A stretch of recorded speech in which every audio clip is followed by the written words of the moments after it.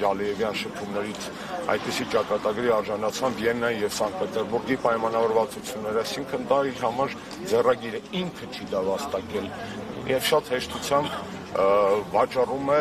այս դեպքում մեր դիվանագիտական գանձարանից հերթական անգամ մի հարց, որ իրենը չէ, իրեն չի վերաբերում, իսկ ում որ վերաբերում է, այդ մարդիկ ունեն իրենց իրավունքները եւ ոչ մի Նիկոլ Փաշինյան, ոչ մի Հայաստանի վարչապետ կապ չունի, անգամ անազգանուն այստեղ չի կարող խոսել արցախահայության իրավունքների աճուրդի մասին։ Տիմնի յացիպ, այսինքն, այն էլ տիմնի լրիվ ուրիշ է, յացիպեն լրիվ ուրիշ է, բացարձակ իրար հետ կապ չունեցող թեմաներ են։ Նա գիտի ինչ արում, նա փորձում է պարզապես Ալիևին խախանդացնելու համար վաճառել այդ վերջի մի քանի կռվանը, որ գոյություն ունի հայկական դիվանագիտական գանձարանում։ Պարոն Նաշետյան, ամեն դեպքում պնդումներ են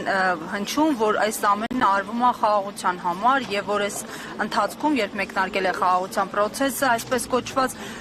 սահմանին կրակոց չի հնչել, թշնամու գնդակից զոհ չենք ունեցել եւ հետեւաբար պետք է ամեն գնով հասնել այսպես խաղաղության գործընթացի եւ օբյեկտիվորեն խաղաղության գործընթացին փաստացի խոչընդոտում է արցախցիների հայտարարությունները, արցախցիների ակտիվությունը։ Հիմա մենք ունենք իսկապես իրավիճակ, որ հնարավորություն կտա ապագայում այսպես թեկուզ երազել Արցախի հավաքական վերադարձի մասին։ Նախ առաջինը քաղաքական դիվանագիտական զինանոցից այդ հարցը չի կարելի հանել, Արցախի հարցը լուծված չէ, դա ոչ միայն այնպես պնդումա, կենացա, հայրենասիրությունա, պաթոսա, դա եվրոպացի, ամերիկացի, ռուսաստանցի դիվանագիտների հայտարարություններն են, անգամ 44 օրյա պատերազմից հետո։ Միջազգային իրավունքի տեսակետից իրանք այդպիսի լուծումներ տալ չեն կարող, որովհետև այդ իրավունքները անքակտելի են, այդ իրավունքները ֆունդամենտալ են, ունիվերսալ են,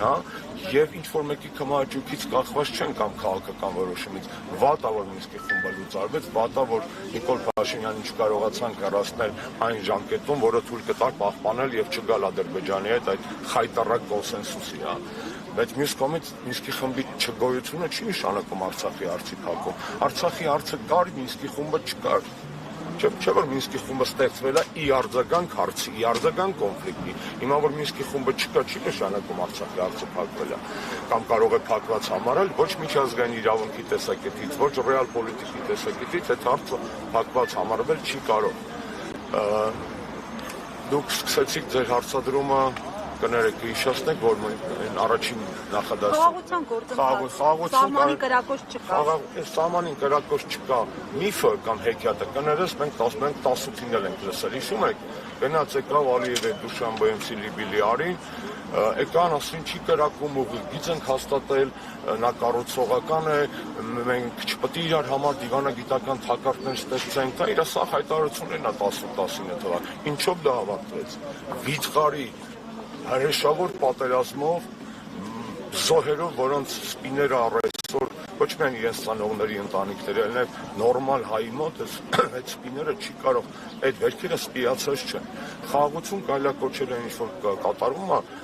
ծայրահեղ հիվանդագին երևակայության կամ ծայրաստիճան անբարոյականության պարագայում, կամ հիվանդ պետք է լինես, որ այս ամիջ խաղաղություն համարես, կամ կատարյալ անբարոյական, որովհետև այն սիրավեպը, որ իրանք փորձում են հիմա դրսում բեմադրել, չէ, Արմենն ու բանը, Հիկմետը, Ռոմեո եւ Ջուլիետա, դա իրականում սիրավեպ չի, դա Շեքսպիր չի, դա Մարկիզ դե Սադա,